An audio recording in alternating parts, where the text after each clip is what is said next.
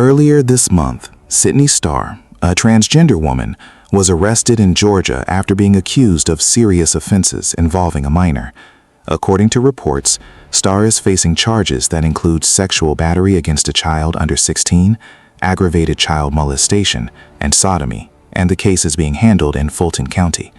Starr has denied the allegations and is fighting the charges through the legal system. And once news of the arrest spread, another debate quickly took over the conversation. Some people began referring to Starr as a man rather than using her stated identity, which sparked arguments over whether doing so amounted to misgendering.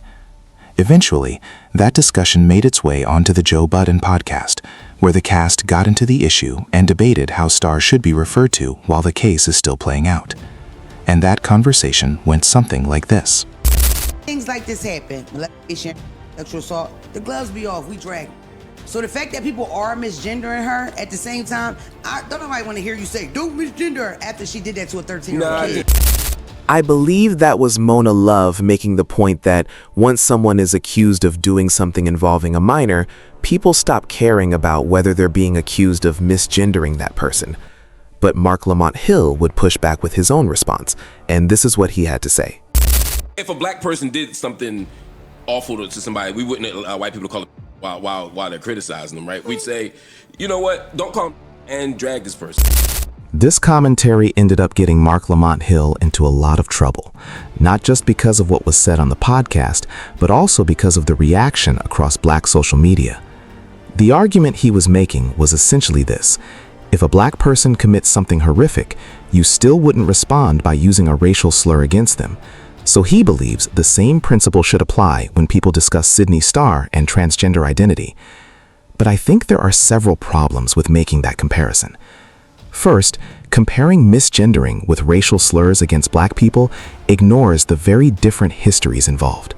Black Americans have dealt with generations of state-sanctioned violence, discrimination, oppression, and inherited trauma.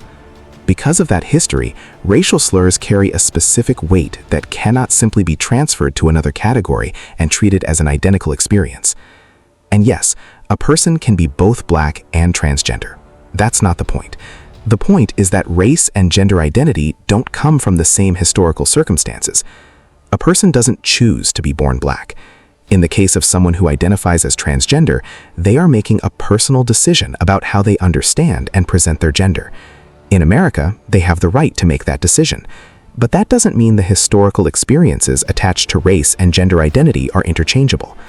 So when someone tries to create a one-to-one comparison between a racial slur and misgendering, I think they're flattening two very different histories into one argument, and that's where I believe the debate starts getting redirected away from the actual issue being discussed. There's another point people brought up regarding Sydney Starr. Starr was reportedly born male, and according to the information being discussed about the case, was being housed within the male population of the Fulton County Jail. So from that perspective, referring to Starr by biological sex is not necessarily the same thing as using a racial slur. The state itself in this particular situation was apparently handling the individual according to biological sex for housing purposes. But my bigger disagreement with Marc Lamont Hill goes beyond this specific situation. What I see happening on the left sometimes is an attempt to flatten completely different struggles into one shared framework. It's almost like taking apples and oranges, declaring them identical, and then using that comparison to make a political argument. And in my opinion, that can become anti-black when black history is constantly being used as a measuring stick for every other social struggle. This isn't about saying another group doesn't experience discrimination. They absolutely can. The argument is that black Americans have a distinct historical experience that shouldn't automatically be reduced to somebody else's. When you take the history of slavery, Jim Crow, voter suppression, and state-sanctioned violence, and then compare it directly to another group's modern discrimination, you're creating a false equivalence. You can acknowledge somebody else's suffering without pretending that every form of oppression has the exact same history. And we've seen this same argument come up in other political debates. Take Brandon Johnson, the mayor of Chicago. Many people know him for speaking very strongly about black issues and black political interests. Chicago also has a large black population, and black voters played an important role in his election. But listen to how he has talked about immigration. He has pushed back against using the word illegal when discussing immigrants, arguing that many people coming from Central and South America are themselves descendants of indigenous people who experienced colonization.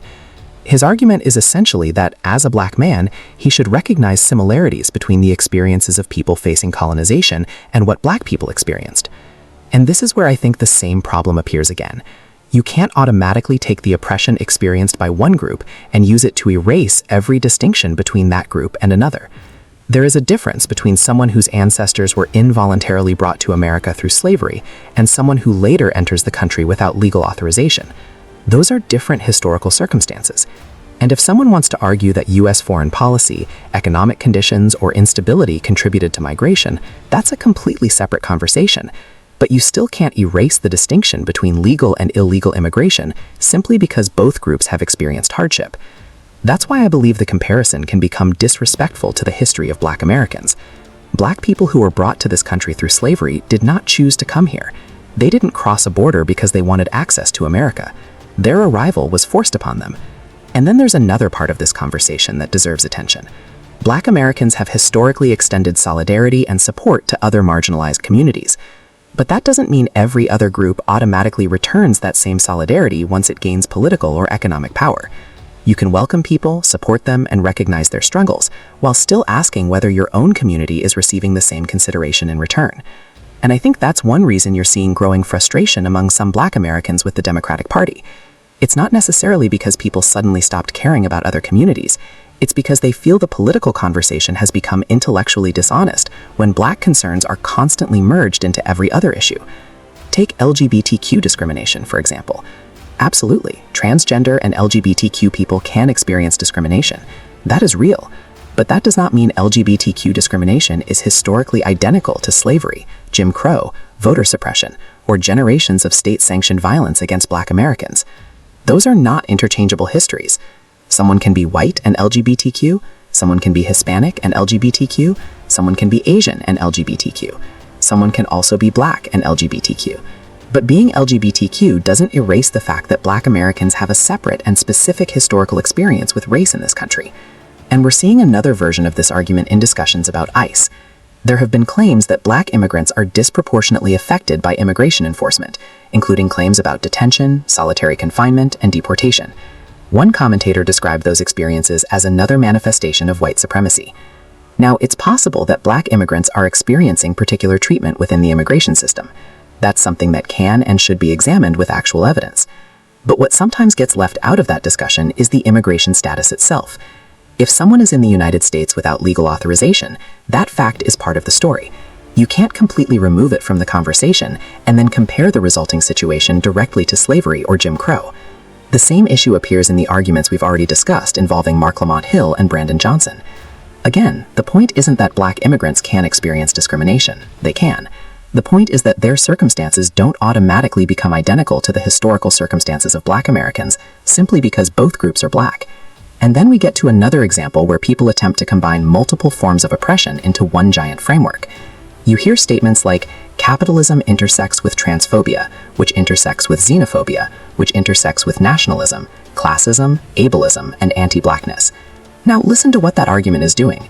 It's taking completely different concepts and connecting them until they become one giant package. So if somebody is considered transphobic, that can supposedly be connected to xenophobia. Then xenophobia connects to nationalism. Nationalism connects to classism. Classism connects to ableism. And eventually everything circles back to anti-Blackness. That's a lot of different issues being placed into one box. And this is why I believe the argument Marc Lamont Hill was making deserves to be questioned. If you misgender someone, that does not automatically make your position equivalent to somebody expressing anti-Black racism. Those are different things. When you hear people constantly combining all of these issues and then using the history of Black Americans as the foundation for their argument, you should ask yourself why they're making those connections. Ask what the political objective is. Because sometimes the argument seems to become less about addressing the specific problem facing Black Americans and more about convincing Black people that their struggle is basically the same as everybody else's. And that's where I think the conversation gets complicated. You may find people who are more passionate about LGBTQ issues than Black issues. You may find people who prioritize immigration issues above Black political concerns. You may find people who prioritize feminism, class politics, or other movements more strongly than specifically Black interests. But when they need to persuade Black audiences, suddenly the argument becomes, your struggle is just like theirs. And that's where I think Black Americans have every right to question that comparison. Because when other communities have political leverage, do they always frame their problems around Black people's problems? Look at Jewish communities. Their historical experience is treated as distinct, and understandably so. Hispanic communities have their own political interests. Asian communities have their own political interests. Somali communities have their own concerns. When those communities gain political influence, they're generally going to advocate for their own people. So why should Black Americans constantly be expected to sacrifice their own interests in order to prove solidarity with everyone else? That's the question I think needs to be asked. You can acknowledge another group's suffering without surrendering your own community's history. You can oppose discrimination without pretending every form of discrimination has the same origin. And you can support other marginalized communities while still demanding that Black Americans receive the same political attention and consideration. So what you guys think? It's your boy O'Shea Duke Jackson, back again with another episode of The Celebrity Junk. I appreciate everything you guys do. Make sure to subscribe, hit that notification bell, and I'll see you on the next one.